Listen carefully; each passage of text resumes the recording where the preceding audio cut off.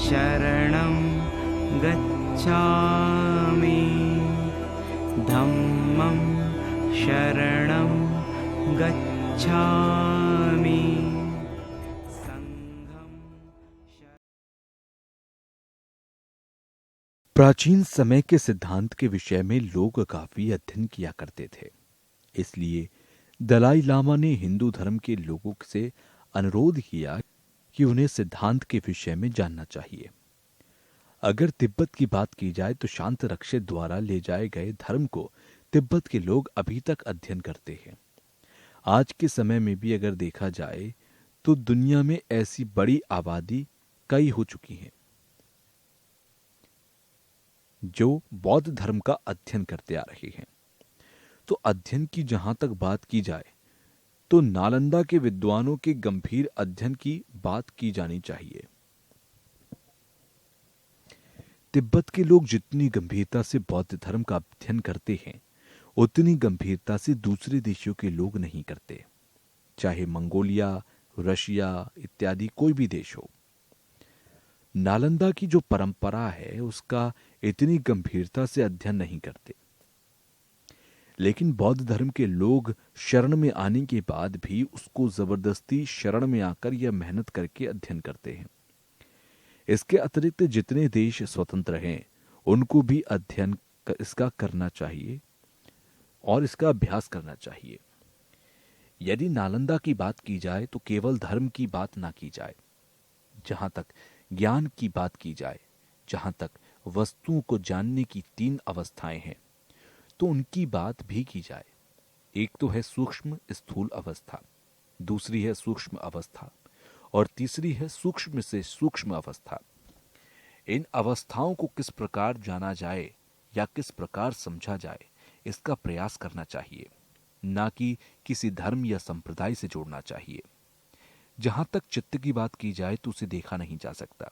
भगवान बुद्ध ने 4 आर्य सत्य दिए तो खासकर उसमें उन्होंने कर्म फल, प्रज्ञा और निरोध के बारे में उपदेश दिया। पाली परंपरा में द्वितीय धर्म चक्र देखने को नहीं मिलता, लेकिन संस्कृत धर्म में द्वितीय धर्म चक्र देखने को मिलता है। सामान्य तौर पर अगर अभ्यास की बात की जाए तो 37 प्रकार के अभ्यास हैं। इन अध्ययनों को करना चाहिए। ये महायान में भी देखने को मिलता है। प्रज्ञा पारमिता सूत्रों में भगवान बुद्ध ने शून्यता के बारे में विवेचना की है। प्रज्ञा पारमिता सूत्रों में खासकर भगवान बुद्ध ने जो कहा कि जो भी धर्म है वो एक दूसरे पर निर्भर होकर अस्तित्व में आते हैं। प्रज्ञा पारमिता सूत्रों में 10 भूमि 5 मार्ग हमको अच्छी तरह से परिभाषित किया गया है।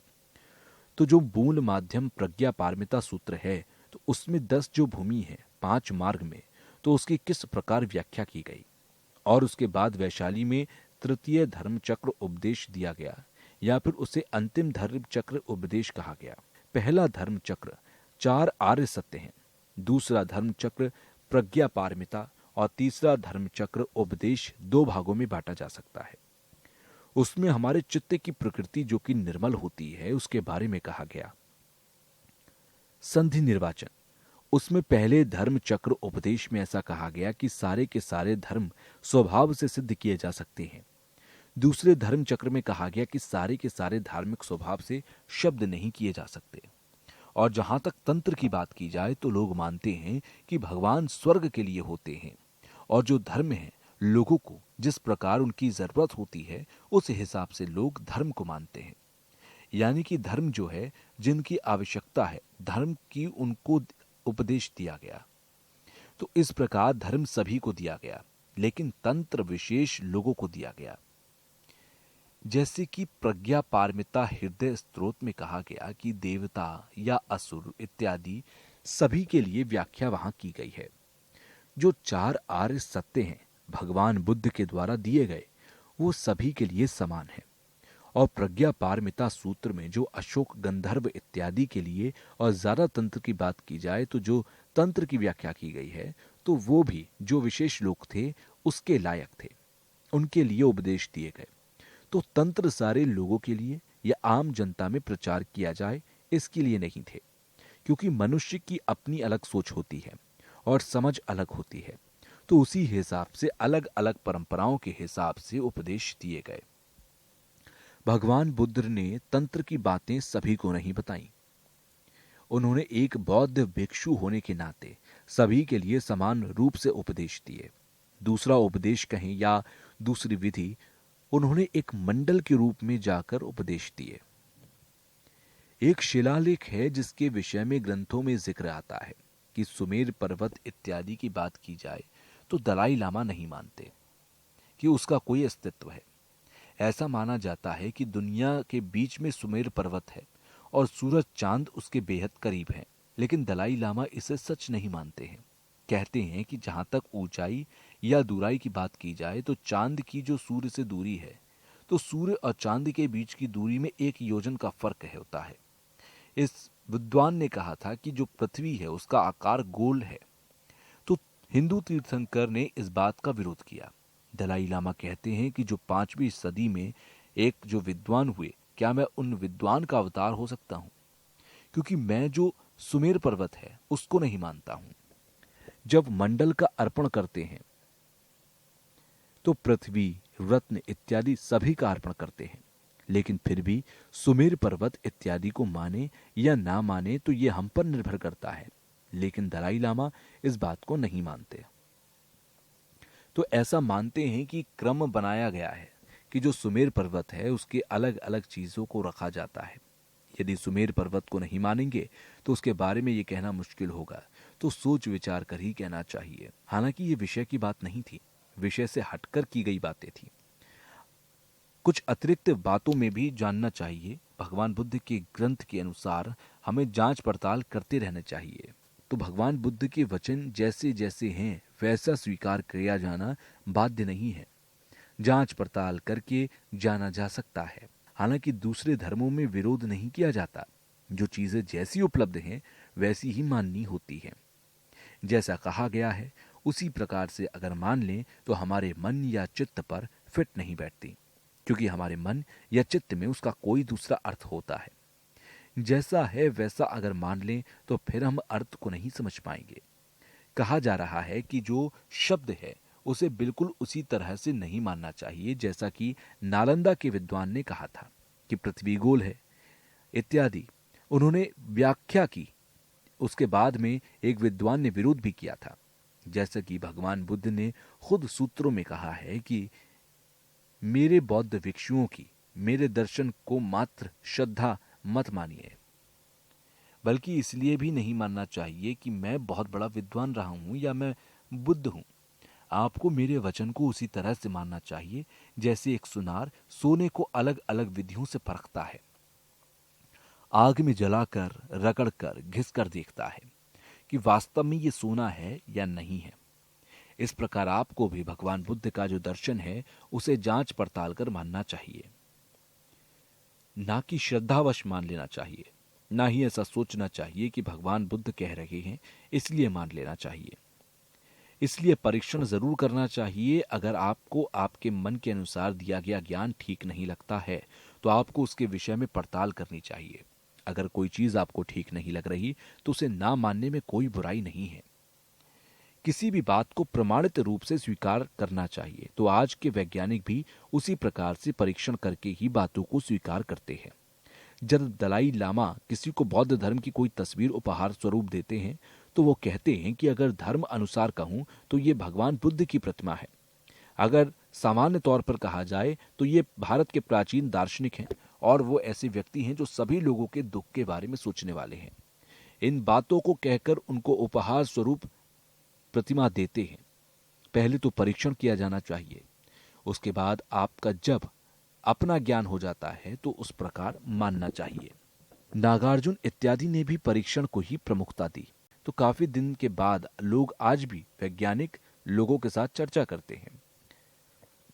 बल्कि ये तो गर्व की बात है कि वैज्ञानिक ग्रंथ को जानने की कोशिश कर रहे हैं और उनका परीक्षण कर रहे हैं। अगर वैज्ञानिक लोगों को कोई चीज अस्तित्व में नहीं दिखाई देती तो वो ये नहीं कहते कि यह अस्तित्व में नहीं है, बल्कि वो उसमें उसके बाद भी जांच पड़ताल करते हैं। वैज्ञानिकों द्वारा किसी भी बात को नकारा नहीं जाता बिना पूरी प्रक्रिया किए हुए। बहुत सारी चीजें ऐसी हैं जिन्हें हम परीक्षण के बाद भी नहीं देख सकते, और काफी सारी चीजें ऐसी हैं जिन पर परीक्षण भी नहीं किया जा सकता। बहुत सारी चीजें ऐसी हैं जो हम प्रत्यक्षीकरण से नहीं जान सकते, लेकिन फिर भी वो चीजें मौजूद होती हैं। जिन चीजों को हम नहीं जानते उन्हें नकारना ठीक नहीं है। मैत्रीनाथ और अन्य गुरु हुए जिन्होंने अपने ग्रंथों में व्याख्या की। उसके बाद शून्यता आदि का सिद्धांत नागार्जुन चंद्र कीर्ति, शांति देव इत्यादि विद्वानों ने अपने ग्रंथों में व्याख्या की। शांति रक्षित की बात की जाए तो वो 8वीं शताब्दी के नालंदा के प्रमुख विद्वान थे, माध्यमिक दार्शनिक थे और भाव विवेक स्वतंत्र एक योग्यचार मानने वाले थे। शांति रक्षित विद्वान माने जाते हैं, साथ ही वो वैज्ञानिक प्रवृत्ति के थे। 8वीं सदी में तिब्बत के राजा ने उन्हें तिब्बत बुलाया और छोटे छोटे बुद्ध विहार कर बनवाए। उन्होंने काफी काम किया। एक जगह उन्होंने बौद्ध ग्रंथ का अनुवाद भी किया। विनय आदि का किस प्रकार से अभ्यास किया जाए इस पर भी काम किया। तो शांति रक्षित जी नालंदा के प्रमुख विद्वान थे। तंत्र आदि की व्याख्या और उसके धर्म उपदेश भी उन्होंने दिए।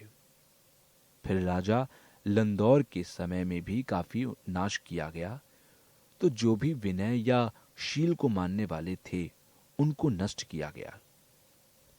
तो वहां पर बौद्ध भिक्षु या विनय का पान करने वाले बौद्ध धर्म के लोगों की संख्या काफी कम रह गई। फिर उसके बाद अतीश दीपंकर श्री ज्ञान तिब्बत पहुंचे, जिन्होंने फिर वहां पर पुनः जो नष्ट हो चुका था उसका जीर्णोद्धार किया। फिर अतीश दीपंकर श्री ज्ञान से नरोपा मिठरोपा आदि हुए जो कि नालंदा के ही थे। अतीश दीपंकर श्री ज्ञान से कदम्पा परंपरा की शुरुआत हुई। इसके अतिरिक्त तंत्र की भी व्यवस्था हुई। बौद्ध धर्म की परंपरा नालंदा से शुरू हुई। नालंदा के कई विद्वान प्रमाण के क्षेत्र में काफी प्रसिद्ध हुए। धर्म कीर्ति द्वारा प्रमाण समुच्चय आदि ग्रंथ हुए। टीका के रूप में यदि देखा जाए तो प्रमाण वर्तिका या फिर न्याय बिंदु इत्यादि की रचना की गई। यदि प्रमाण की बात की जाए तो देखा जाता है कि प्रमाण के क्षेत्र में बहुत उन्नति हुई। सांख्य पंडित ने भी न्याय बिंदु नामक ग्रंथ की खुद से रचना की।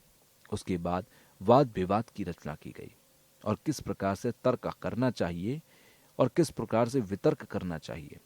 आज जिस प्रकार से डिबेट होती है, पहले नालंदा में इस प्रकार से शायद नहीं होता होगा, लेकिन हमारे सामने बैठकर जरूर वाद विवाद होता होगा। लेकिन आज की जो आधुनिक पद्धति है, हो सकता है कि उस प्रकार से नालंदा में ना हो। साउथ इंडिया में कुछ लोगों ने मीटिंग की। इसमें यूरोप से वैज्ञानिक लोग आए। इसमें रूस के भी कुछ वैज्ञानिक थे। एक बार की बात है कि रूस के वैज्ञानिक भी उस मीटिंग में थे। शायद आपने माइंड एंड लाइफ कॉन्फ्रेंस की वीडियोग्राफी देखी हो। तो वहां पर डिबेट के लिए एक जगह होती है जहां वो लोग गए, उन्हें वो स्थान पसंद आया। तो भिक्षु लोग जो वहां पर तर्क वितर्क कर रहे थे, यानी कि डिबेट कर रहे थे, उन्हें वैज्ञानिक लोगों की डिबेट बहुत पसंद आई। 10-15 वर्ष पूर्व हमने भी कुछ ऐसे विषय के लोगों को चुना जो ज्ञान पर अध्ययन करना चाहते हैं। तो उसमें भी बहुत सारे लोग ऐसे भिक्षु निकले जो स्वतः अपनी इच्छा से आए। हालांकि वो अंग्रेजी नहीं जानते थे, गणित नहीं जानते थे, लेकिन जब उनसे प्रश्न किए गए तो जो उनके प्रश्न के जवाब थे वो काफी गंभीर थे। तो जब उत्तर रखे गए तो वो काफी सराहनीय थे। वैज्ञानिक लोग एक्सपर्ट होते हैं, इसलिए वो चीजों की व्याख्या बहुत अच्छे से कर पाते हैं। तो जो भिक्षु लोग होते हैं वो वैज्ञानिक लोगों के कभी कभी उत्तर नहीं दे पाते। ऐसा निश्चित है कि तर्क वितर्क करने से आपका जो ज्ञान है वो विशाल होता है और प्रश्न करने की और प्रश्न का उत्तर देने की दोनों की क्षमताएं बढ़ती है। दलाई लामा रशिया के लोगों को संबोधित करते हुए कहते हैं कि उन्हें अपनी शिक्षाओं में तर्क वितर्क को भी शामिल करना चाहिए। दलाई लामा मजाक करते हुए कहते हैं कि रशिया के लोगों का जो मस्तिष्क होता है वो काफी बड़ा होता है और वो और भी बड़ा हो सकता है अगर तर्क वितर्क करें। बौद्ध धर्म की बात की जाए तो पाली परंपरा और संस्कृति परंपरा दोनों होती हैं। जहां तक तिब्बत में देखा जाए तो दोनों हैं। पाली परंपरा का जो अर्थ है वो ये है कि विनय परंपरा जो कि तिब्बत में है। महानुभाव ने कहा कि बौद्ध धर्म चारों परंपरा में फिट नहीं बैठता है। दलाई लामा ने कहा कि सभी परंपरा शांत रक्षित के द्वारा की गई हैं जो कि समान रूप से फिट बैठती हैं। शरणं गच्छामि धम्मं शरणं गच्छामि